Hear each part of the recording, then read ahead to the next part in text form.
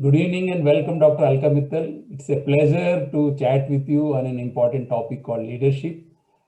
With your best wishes, we're doing a program for GAIL. 33 participants are there. It's a leadership program. We are covering design thinking, innovation, coaching and leadership, transformational leadership, culture, strategy, goals. Then we are ending with a model for them, strategic leadership model. And we wanted you to come and meet them in person. I know you have a board meeting, so but you have been kind enough to give some insights for them, which will play to them. So you are, I mean, you are an icon in industry. You are the first director HR of this large Navaratna company or Maharatna company, and you have done so much in developing leaders, grooming leaders. What, according to in the new normal, will be the challenges for the leaders? Okay, right. Thank you so very much, Dr. Rao, for having me over and for thinking of me to be there with the participants of GAIL, which I see as a sister organization, an organization which has been part of an integral part of the ENP sector. And I know Mr. P.K. Gupta personally, a wonderful HR leader and a wonderful professional, I would say. From the energy sector point of view, it is actually very important that we should build strong leaders who will take our industry to the next level. And more so now than ever, the need for having strong leadership qualities in our colleagues is being felt. And while just a little while back, I was having a discussion with someone on distributed leadership. We were talking about how shared vision, shared values, shared understanding of the business is very, very important. So while we are talking about that, how do we go about it? By having leaders all around us. The ones who are sitting in the boardroom are to be least seen, I would say. The main leaders are those who are working in the fields, who are working in locations which are distant, but which are very important to the organization, because our business happens there. Whether it is GAIL or ONGC, the situation is similar. And in this period of upheaval with the COVID-19 taking us on at the beginning, in the beginning quarter of last year, all our plans for that year went haywire. We all realized that only thing that we can depend on is the digital technology, and we made the maximum use of it. At ONGC, yes, definitely we were geared up for that with our Disha, which is a paper. We had already gone paperless. So our document management system was all online. And that helped us in going within a 2 days time frame. We could move to online mode of working. Oh, And that's every one fantastic. of us That's who was at fantastic. workplace was not at workplace, was carrying on as if we were at workplace. So Right. this was the beauty of it, going online. But while we were doing that, we also saw the challenges, because those who were working in the fields, those who were hands-on field personnel, for them to have all the support, looking at the face of their seniors or their colleagues makes all the difference. So when the business was uncertain, the price of our product was going down, and the demand was less, while we were struggling with the challenge of continuing with our activities because we are an essential service, we were also looking at the long run and looking at the larger picture and the long run for the company, where we know that sustainability is an issue which has to be kept in focus at all the time. So while we were talking about strategy 2040, we were actually struggling in 2020 to make ends meet. But fortunately, with our team, with the technology on our side, we could pull on. But while I'm talking about it, I feel that any future ready organization has to take its people along. And how does it do it? A director or a chair, the CMD of a company cannot be connected with all the colleagues. So the only way is that right at each level, we have certain leaders, certain persons who are willing to take on the challenge, willing to take on the role of a leader. And leader, for when I'm talking about a leader, I don't talk about a particular position. I have seen leaders emerging out of youngsters. There were youngsters who were giving us ideas, thoughts, how we can use technology to make the most in this situation, how we can use technology to remain connected to our people.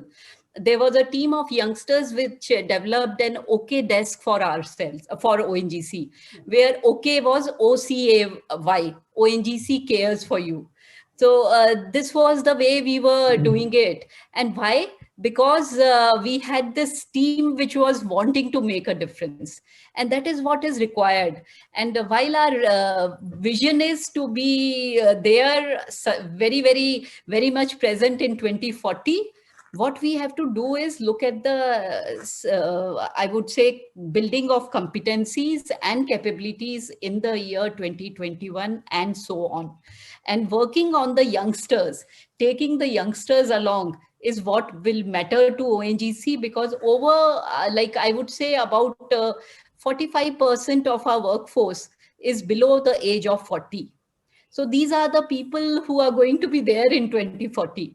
And these are the ones on whom we have all our hopes. And that's why, I feel that this is going to be our area of focus in the times to come. As a director HR, how I am able to build on leadership skills is something which is going to be the most important thing for me. Great story. In generic view, what will be the edge giving leadership competencies? Okay, fine. So while I have spoken about the need to have leaders at all levels, across all age groups, across all disciplines, I would say there are certain traits which are seen, which are visible in a person. First is that thirst to make a difference, a person who's committed to the organization's goals and vision will always want to do something a little differently and to make a difference around his or her place of work. Means making that effort to go that extra mile for making a difference is what is very important. And such a person will always be there to inspire others around him or her to work equally with the equal kind of commitment.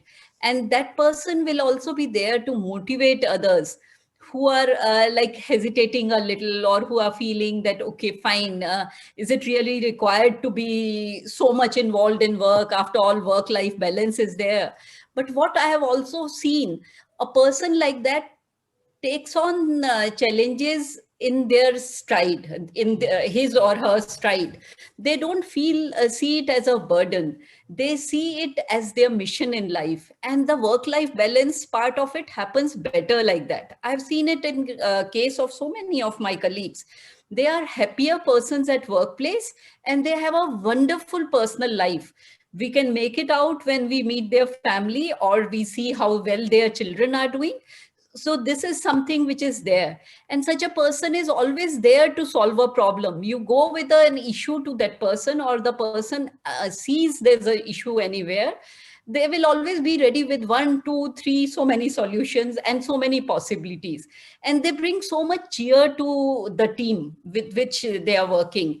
And they will always communicate, if there's something in their mind, they feel that there's something which is not going fine, they will immediately say, they'll speak up.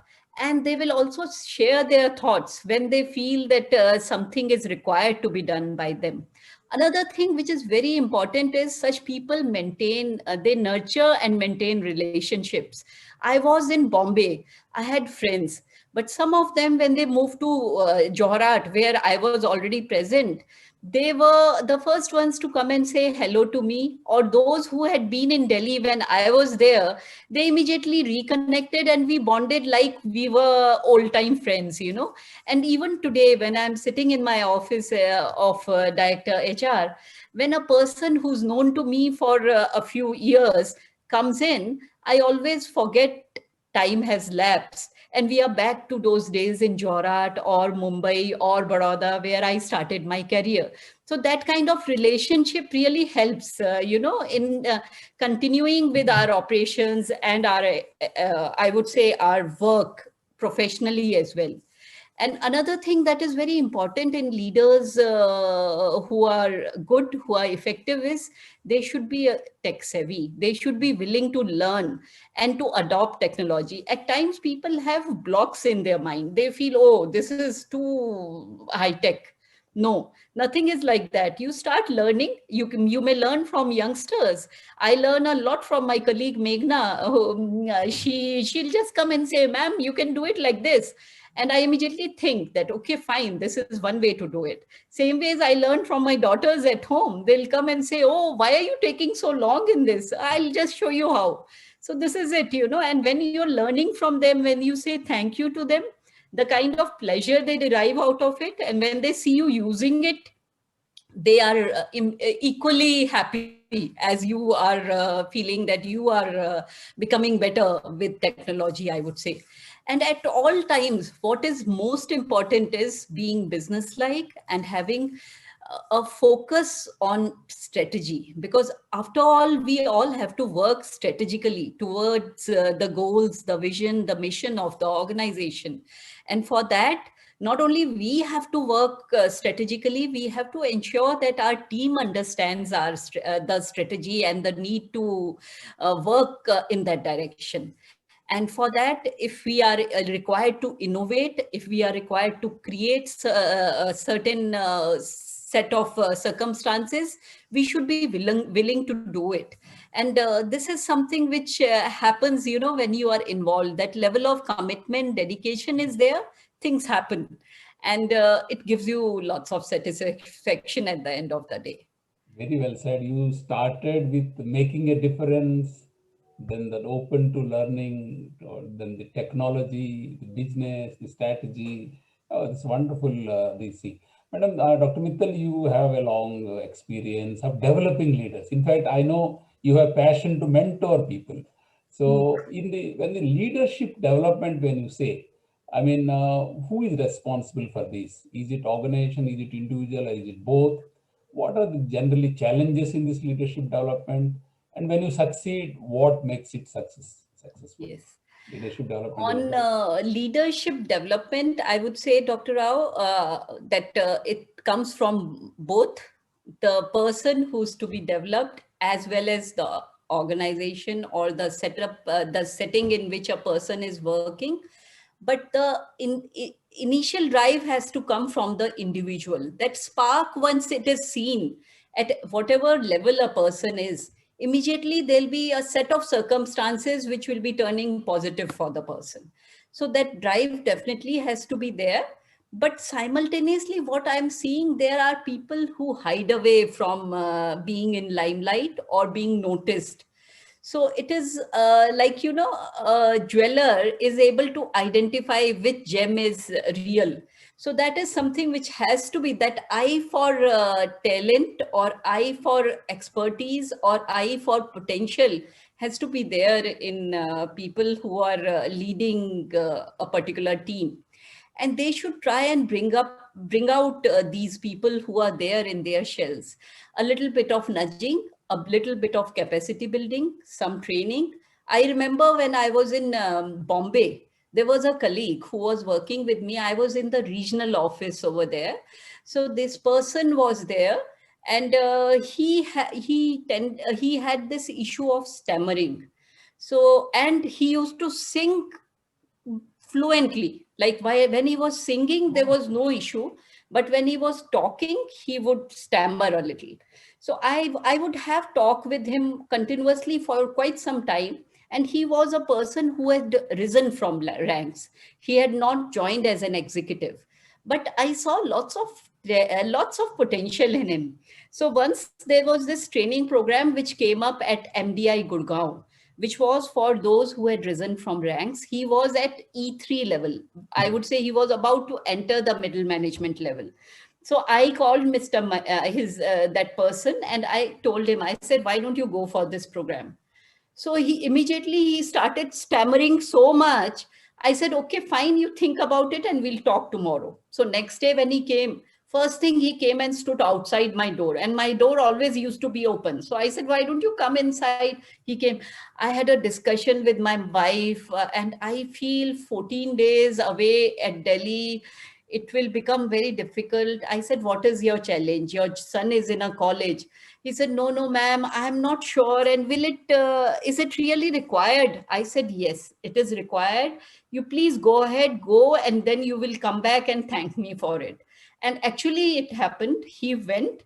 I think his wife took on the challenge. She forced him to go, that since your ma'am is saying so much and all. He went and he came back. And after that, I started noticing he's stammering much less and he's so active in his work. So this small nudge from me helped him. I moved on transfer after that, but later on I came to know that he's really getting lots of appreciation for working well. So this is something which was a very small example, but I am seeing this happening around me most of the time. Whether it is me as director HR or other directors, I'm seeing they are talking about talent, about the potential which is there in their teams, and they are trying to bring them up. And this is something which is very important. But at ONGC, we do have this set of programs which are targeting different levels, different disciplines, different people. But the best out of these are those programs which are MDT, multidisciplinary team based. Like I think I grew most most professionally during my program, the program which I attended as, it was called Advanced Management Program. It happened at IIM Bangalore. What we were learning in the classrooms, I think we had already read a little about, and we could have read at any point of time. But what we were learning in between the classes and on the campus when we were there, 25 of us, I was the only lady there, but I hardly felt out of place. And the kind of professional input that was shared by each of us, and the experience we carried which we could share, was tremendous.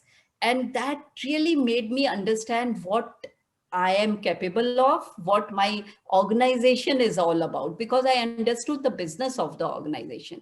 And while that happened, ultimately in 2017, when we went for a leadership development program, again there was an MDT over there, MDT environment. Out of that team of 24, where there were 2 women this time, 5 are on the board of ONGC or MRPL. Oh. So this is the kind of difference that is made. So while we are trying to better ourselves as professionals in our domain, we should also understand what is happening around the company and across the globe. That will widen the horizon of a person, a professional, and that will make you understand what you are capable of. And that is what is the most important, I feel. And while we are talking about leaders, I would say that they have to be really focusing on contributing the best towards their organization. And how can they do that? By bettering themselves with each day. So while they are bettering themselves, they are definitely contributing better. And for that, it is a collaborative process where the organization as well as the individual has to work hand in hand. And it happens in organizations like, I know for sure about GAIL, the kind of leadership they have, the kind of uh, senior colleagues from GAIL I have interacted with, wonderful. And there's so much innate potential in each and every person, which gets visible when we come across them, when they are given opportunity to work. And in situation like COVID or in challenging times, the best comes out of a person because of their feeling for the organization. And this is the beauty of the public sector, I would say. Yes, that's true. As a last word from you, this group is consisting of about 25 chief general managers and about 8 EDs. So one wish from you to the group. Your best Okay. wishes. Yeah. Yes. So I actually tried to find out a little about what is the batch size and what is their age profile. I can see that there are, I think, over 10 participants who are having more than 5 years of service to go. So they are, and there are some who have less than 1 year, I would say, or almost 1 year. So we are like, I remember one of our chairmen, Mr. Colonel Wahi, had once said about ONGC that ONGC is full of diamonds. And it depends on the organization how well we are able to polish them. So here we have certain very polished diamonds way of by way of the participation in this group, and we have certain diamonds who are just waiting to get polished a little, and that is what is going to bring the best sparkle to GAIL and the best results in the times to come. I wish all the best to all the participants who are here. Those who have put in a lifetime here deserve special applause, because these are the ones who have got GAIL to the present status, to the present position. They must have been the pioneers in GAIL, and when they are laying down their, I will say that they are passing on the baton to the other slightly junior colleagues in age. They are the ones who who have set a tradition for the company to grow, to reach higher and higher heights. And I wish everyone all the best. And I really compliment GAIL for organizing this program and thank them for having me over. Thank you, Dr. Rao. Thank you. Thank you so much. Thank you so much. Thank you so much. It's a great. So I'll say goodbye for now, and Yeah. definitely we'll catch up again. We are in the same industry, so we keep coming across each other. Sure. Thank you so much, Dr. Rao, and to all the participants Thank you. for Thank you so much. Thank being you. here with me. Thank you Thanks. so much. Thank you. I'll take leave of you.